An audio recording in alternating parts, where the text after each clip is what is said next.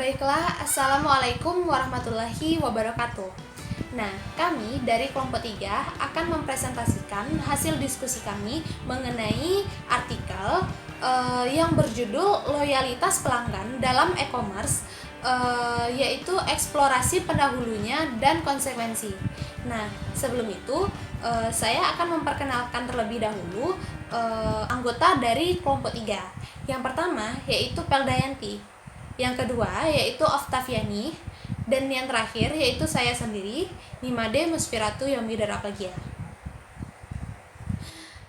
Pertama-tama, sebelum terlalu jauh membedah mengenai artikel ini, perlu rasanya kita mengetahui apa sih itu e-commerce dan e-retailing.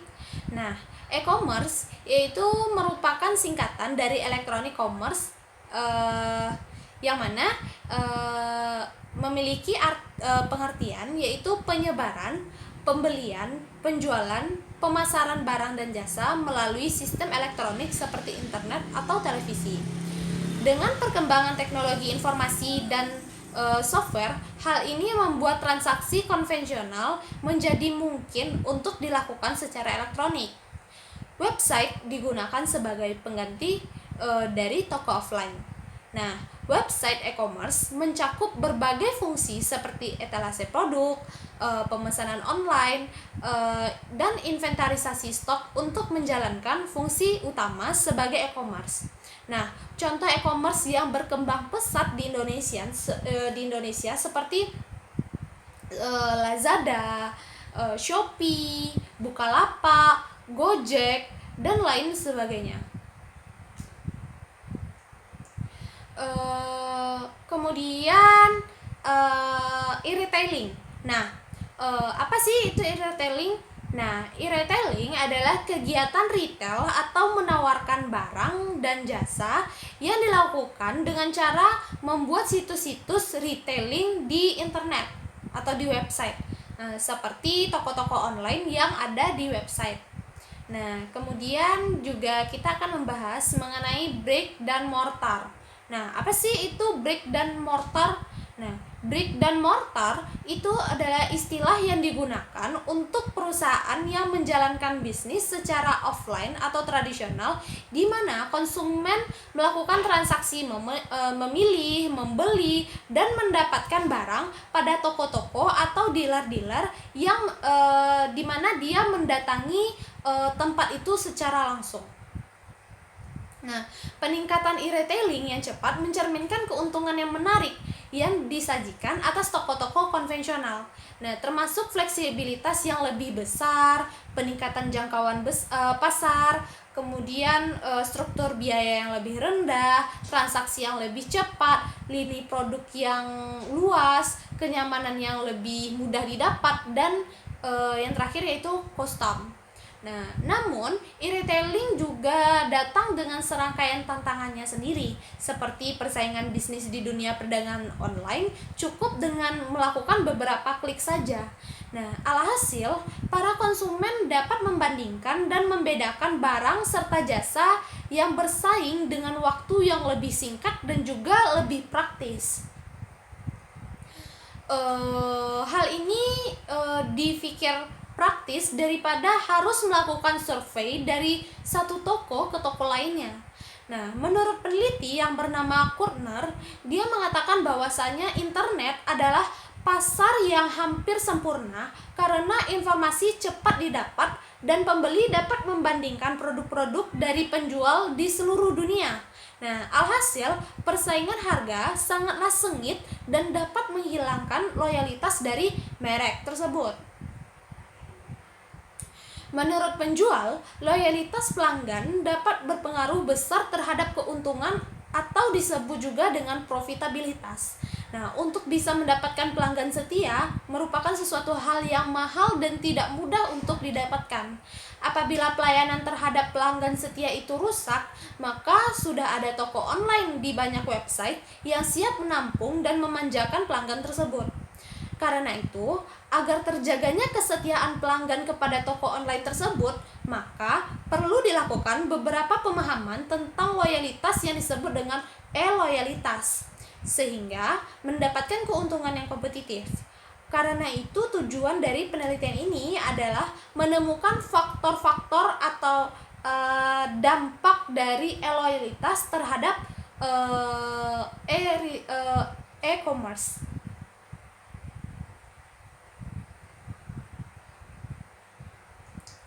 Nah, dalam artikel ini yang akan kita bahas itu yang pertama, mendiskusikan konsep loyalitas pelanggan dan memperkenalkan 8 faktor yang berpotensi mempengaruhi kesetiaan pelanggan. Peneliti kemudian mendiskusikan konsekuensi dari e-loyalty. Nah, selanjutnya peneliti menjelaskan metodologi dan hasil studi empiris dari 8 faktor tersebut. Terakhir, peneliti menyimpulkan dan mencatat manajerial dan implikasi penelitian dari temuan penelitian. Selanjutnya, kita akan membahas mengenai kesetiaan pelanggan. Menurut peneliti, kesetiaan dapat diartikan sebagai pelanggan yang memberikan keuntungan kepada toko online dan itu terjadi secara berulang. Untuk melihat loyalitas merek, penting dilihat bagaimana perilaku pembelian yang dilakukan secara berulang-ulang. Nah, menurut seorang peneliti bernama Brown, dia mengatakan bahwasanya loyalitas dapat diklasifikasikan ke dalam 4 kategori berdasarkan pola pembelian konsumen. Yang pertama yaitu loyalitas yang belum terbagi. Yang kedua yaitu loyalitas yang terbagi. Yang ketiga yaitu loyalitas yang tidak stabil. Dan yang keempat yaitu tidak adanya loyalitas.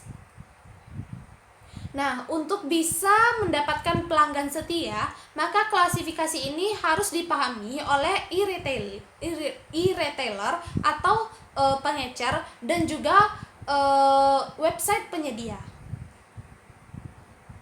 Namun, ada beberapa peneliti yang memiliki pendapat yang berbeda, bahwasanya mengukur loyalitas berdasarkan perilaku pembelian kuranglah tepat, karena menurut mereka, jika hal tersebut dilakukan akan menyebabkan tidak dapatnya membedakan antara loyalitas sejati dan loyalitas palsu.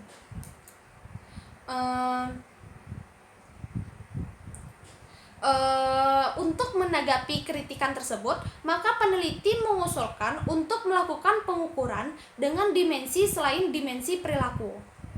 Nah, kemudian beberapa peneliti lain juga menambahkan mengenai pengertian dari loyalitas merek.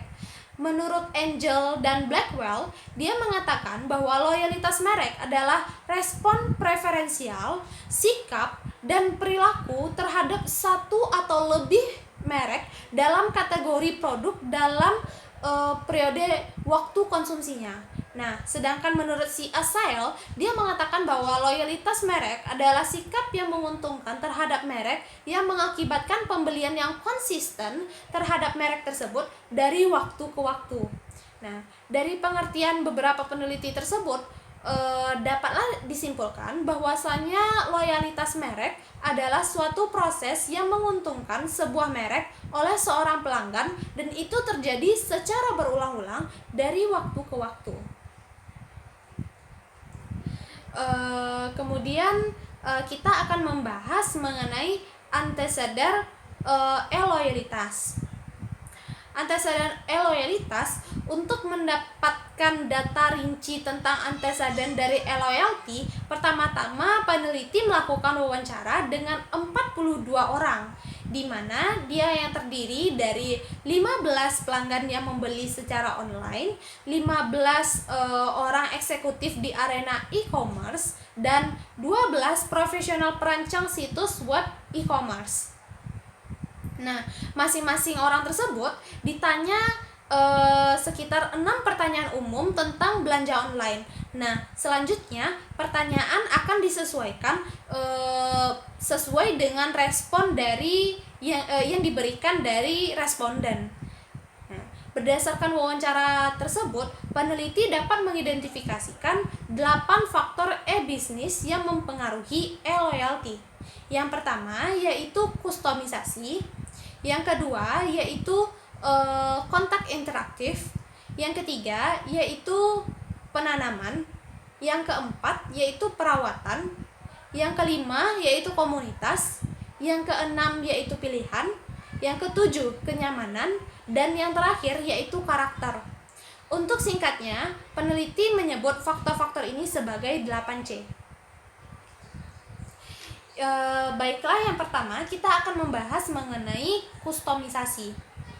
Kustomisasi dalam studi yang dilakukan oleh peneliti, kustomisasi itu dapat didefinisikan sejauh mana web dari toko tersebut dapat mengenali pelanggan lalu menjalin hubungan dan memberikan layanan serta pengalaman berbelanja kepada pelanggan tersebut. Ada beberapa alasan mengapa kustomisasi dapat mempengaruhi e-loyalty. Yang pertama, karena kustomisasi dapat meningkatkan kemungkinan bahwa pelanggan akan menemukan sesuatu yang mereka ingin beli.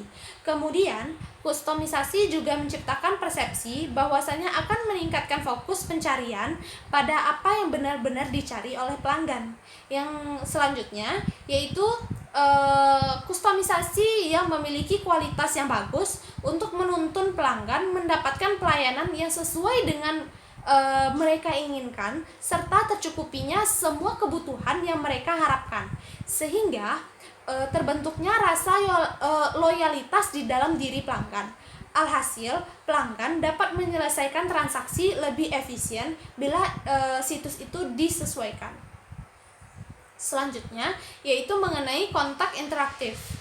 Nah, menurut rangkuman si peneliti ini, kontak interaktif dapat disimpulkan bentuk usaha suatu website untuk dapat menyediakan ruang kepada pelanggan dan kepada toko online untuk dapat berinteraksi di dalam website tersebut.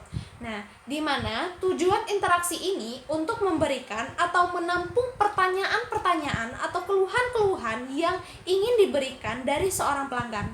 Dengan adanya kontak interaktif, ini memungkinkan toko online akan mendapatkan pelanggan setianya. Karena dengan adanya kontak interaktif, ini akan menambah nilai-nilai loyalty kepada pelanggan tersebut.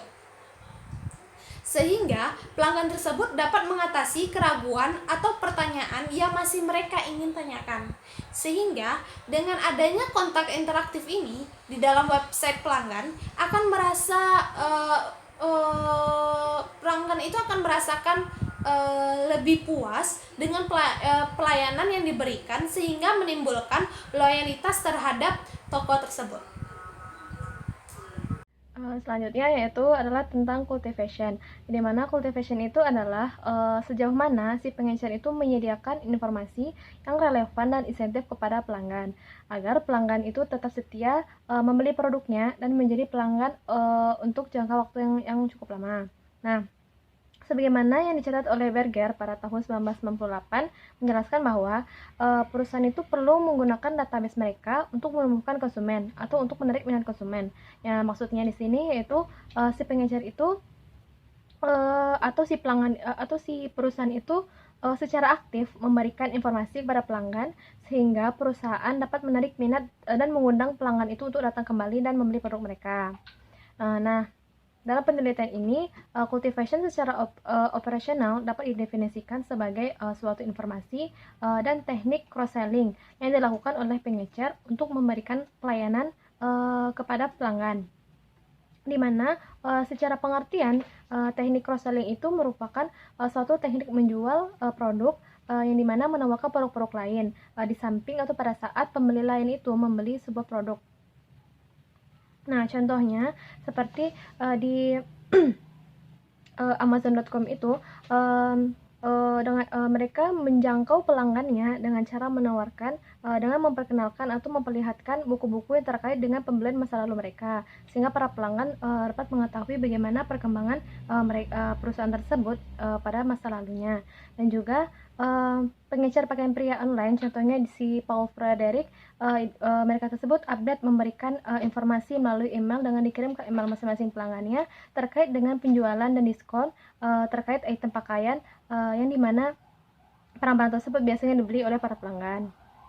Selanjutnya yaitu care atau kepedulian, yang dimana care ini mengacu pada perhatian atau kepekaan si pengecer atau perusahaan itu atas pelayanan yang diberikan kepada pelanggan, dan memastikan bahwa tidak ada gangguan dalam layanan yang diberikan, dan juga jika ada terdapat atau gangguan tersebut sekiranya dapat langsung ditanggulangi oleh para perusahaan tersebut. Nah, jadi dalam penelitian ini, yaitu dalam studi ini, care itu secara operasional dapat didefinisikan sebagai sejauh mana seorang pengecer atau pelanggan tersebut akan memberikan informasi kepada para pelanggannya terkait dengan ketersediaan produk yang disukai dan status dari pesanan, dan tingkat upaya yang dilakukan oleh para perusahaan tersebut untuk meminimalkan gangguan dalam memberikan pelayanan kepada pelanggan. Selanjutnya yaitu ada community. Nah, terkait dengan community ini maksudnya itu adalah sebuah komunitas virtual yang menggambarkan suatu entitas online yang terdiri dari pelanggan-pelanggan yang telah ada sebelumnya. Jadi, di mana dengan adanya komunitas virtual ini, si pengecer itu memberikan tempat atau memfasilitasi dan tempat bagi para pelanggan tersebut memberikan pendapat mengenai pendapat mereka atas barang-barang yang dibeli ke si pengecer atau perusahaan tersebut. Dan juga selain itu melalui komunikasi virtual tersebut, perusahaan juga dapat memberikan informasi-informasi mengenai produk dan jasa yang ditawarkan. Nah, dan dengan adanya komunitas virtual ini memiliki potensi untuk meningkatkan loyalitas para pelanggan dengan memberikan kesempatan para pelanggan tersebut untuk memberikan pendapat mengenai produk-produk yang dibeli atas barang-barang yang dibeli kepada perusahaan tersebut. Selanjutnya itu ada choice itu terkait dengan pilihan. Nah, jadi dengan e-commerce ini atau penjualan yang dilakukan secara online ini, si pengecer atau perusahaan mampu menawarkan jangkauan produk yang lebih luas dan lebih banyak variasinya produk dalam beberapa kategori tertentu. Karena dan hal itu beda sekali dengan apabila kita menjual barang-barang atau produk tersebut di mall-mall. Tentu kalau kita menjual di sana kan lebih varian tersebut lebih terbatas karena karena mereka harus membayar biaya ketersediaan dan juga biaya luas lantai yang apabila mereka menyewa tempat atau mall tersebut. Dan juga bahkan dengan melalui penjualan secara online ini, si pengecer itu juga dapat membentuk aliansi dengan para pemasok virtual lainnya, sehingga dapat menyediakan berbagai macam produk untuk para pelanggan dengan berbagai macam varian. Selanjutnya adalah convenience. Convenience itu terkait dengan kenyamanan. Nah, jadi dalam artikel ini menjelaskan bahwa convenience ini atau kenyamanan ini mengacu pada sejauh mana pelanggan itu merasa bahwa situs web yang disediakan tersebut adalah sederhana, kemudian dapat dipahami dan juga user friendly. Selain itu juga adanya aksesibilitas informasi dan juga kesederhanaan dalam proses transaksi yang dilakukan di web tersebut.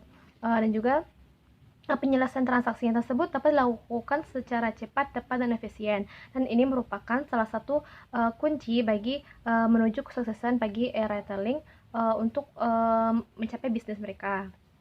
Selanjutnya ada karakter. Nah, karakter ini dalam artikel ini atau dalam penelitian ini menjelaskan bahwa karakter itu dapat didefinisikan sebagai suatu gambaran atau keseluruhan dari kepribadian dari perusahaan tersebut, yang dimana menjadi karakter tersendiri yang akan ditunjukkan kepada para konsumennya.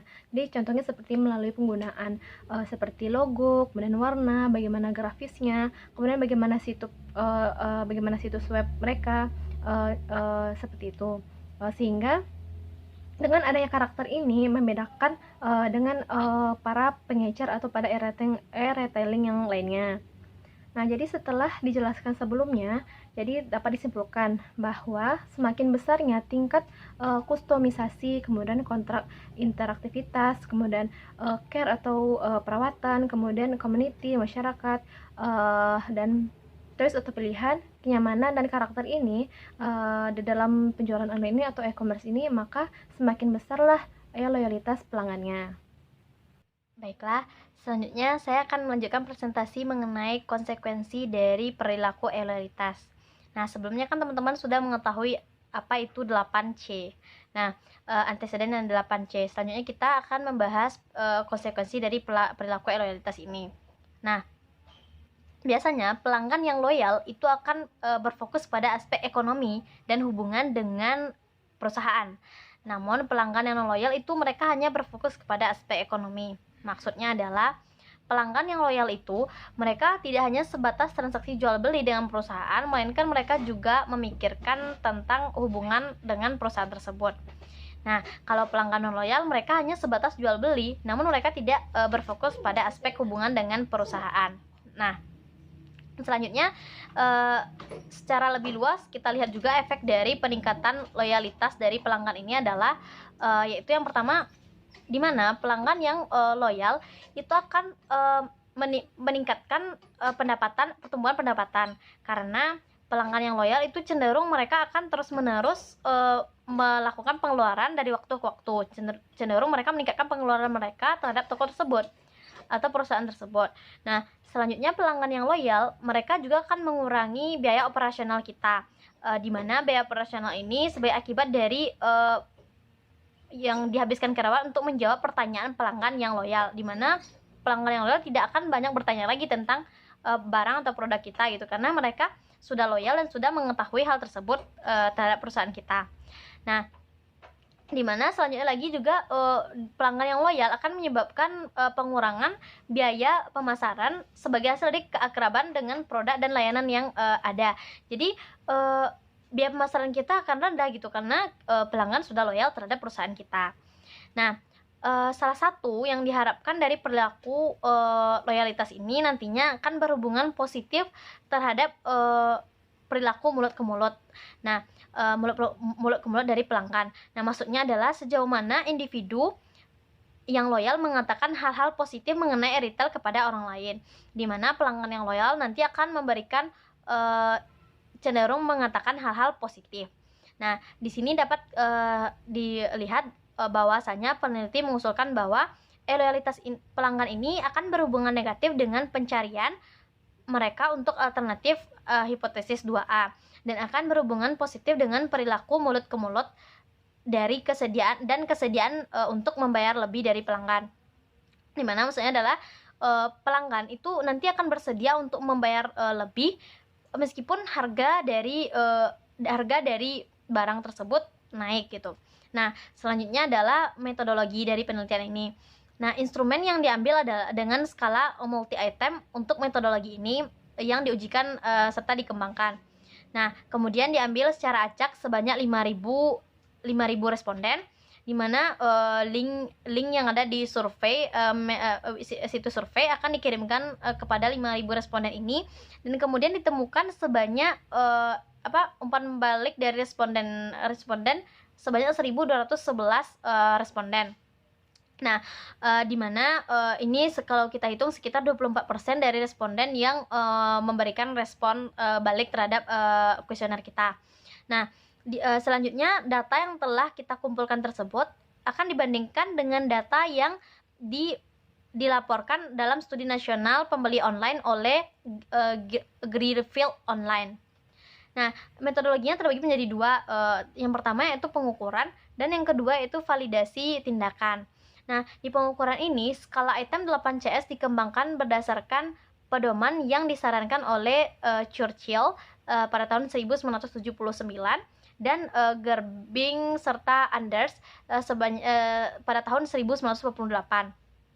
Di mana diskusi dengan 30 pembeli online, administrator situs, dan profesional teknologi informasi untuk menghasilkan data awal. Individu-individu yang berbeda dari orang-orang tersebut, orang-orang yang berpartisipasi dalam wawancara awal. 6 peneliti akademis kemudian dievaluasi. Nah, berdasarkan evaluasi tersebut, umpan balik dari peneliti tersebut, ada beberapa item yang dihapus dan dimodifikasi kembali. Nah, kemudian diambil secara acak sebanyak 25 pembeli online, dan kemudian untuk menunjukkan ambiguitas dan potensial kesalahan di kuesioner diambil 25 pembeli online secara acak, dan kemudian pelanggan tersebut akan diartikan sebagai pelanggan yang tetap melanjutkan pembelian online meskipun harga barang di perusahaan kita dinaikkan. Pelanggan yang loyal cenderung akan membayar lebih terhadap hal tersebut. Nah, peningkatan harga dan di mana diukur berdasarkan skala yang relevan. Nah, selanjutnya validasi tindakan atau pembuktian tindakan. Nah, validasi tindakan atau pembuktian tindakan dilakukan dalam 2 tahap, di mana untuk menghindari set tanggapan yang sama, peneliti secara acak akan membagi responden menjadi 3 set data terpisah. Yang pertama yaitu dari 1211 responden tadi, sebanyak 180 kumpulan data eksplorasi, sebanyak 181 set confirmation data, dan model data set estimate sebanyak 851 orang responden. Nah, di mana teman-teman dapat melihat di tabel yang akan ditampilkan di video ini. Dari mulai C1 sampai ke C8-nya teman-teman bisa melihat angka yang dihasilkan dari responden-responden yang datanya kita pisah menjadi 3 set. Nah, selanjutnya setelah teman-teman melihat tabel tersebut, kita pindah ke berikutnya dari hasil penelitian ini sendiri. Nah, hasil penelitian ini sendiri menunjukkan bahwasanya dari anteseden 8C atau 8 faktor tersebut menunjukkan bahwasanya 7C itu menunjukkan signifikan angka yang pengaruh yang signifikan terhadap loyalitas. Sementara satunya tidak menunjukkan pengaruh yang signifikan. Teman-teman bisa melihat angka di tabel yang disediakan di video ini. Nah, di mana teman-teman melihat itu di kenyamanan itu angkanya tidak signifikan, tidak berpengaruh terhadap loyalitas ini sendiri. Nah, silakan teman-teman lihat di tabel yang sudah kami tampilkan. Nah, selanjutnya setelah melihat hasil dari penelitian ini, kita akan menarik kesimpulan dan akan berdiskusi apa saja sih ke depan yang akan dilakukan untuk penelitian ini gitu. Nah, dapat kita simpulkan, kita dapat memandang dari 2 perspektif. Ada perspektif manajemen dan perspektif meneliti sendiri. Nah, dan untuk manajemen sendiri sebenarnya 8C ini, penelitian informasi 8C ini berfungsi untuk mengambil tindakan perbaikan untuk perusahaan sendiri gitu. Apabila ada dari 8C ini yang nanti jauh berbeda atau tidak signifikan terhadap loyalitas. Nah, untuk retail sendiri ini berfungsi untuk mengetahui untuk menghadapi pesaing ke depannya gitu. Jadi dengan mengetahui 8C ini sendiri, mereka bisa bersaing dan mengurangi saingan mereka nantinya, dan mereka juga bisa mengetahui di mana kekuatan mereka sebenarnya dan di mana kelemahan mereka. Nah, kalau dari perspektif peneliti ini berguna untuk memberikan konsep dasar awal yang relevan untuk penelitian loyalitas ini sendiri. Nah, peneliti ini akan memberikan dasar studi lebih lanjut dan dari topik ini baik secara empiris maupun secara teoritisnya. Nah, di dalam penelitian ini ada beberapa keterbatasan yang harus dipertimbangkan, seperti model penelitian ini tidak mempertimbangkan variabel tingkat individu yang mungkin juga memiliki dampak dari loyalitas ini. Nah, variabel-variabel tingkat individu di luar pengendali retail misalnya seperti kepercayaan dan lain-lain sebagainya itu tidak dipertimbangkan dalam penelitian ini. Mungkin untuk ke depan peneliti berikutnya bisa lebih dipertimbangkan. Nah, penelitian ini juga tidak mengontrol perbedaan seperti kategori produk dan layanan. Nah, kesimpulan lainnya dapat kita lihat bahwasanya pasar elektronik akan menyebabkan persaingan yang sangat ketat sehingga menghasilkan margin yang lebih rendah.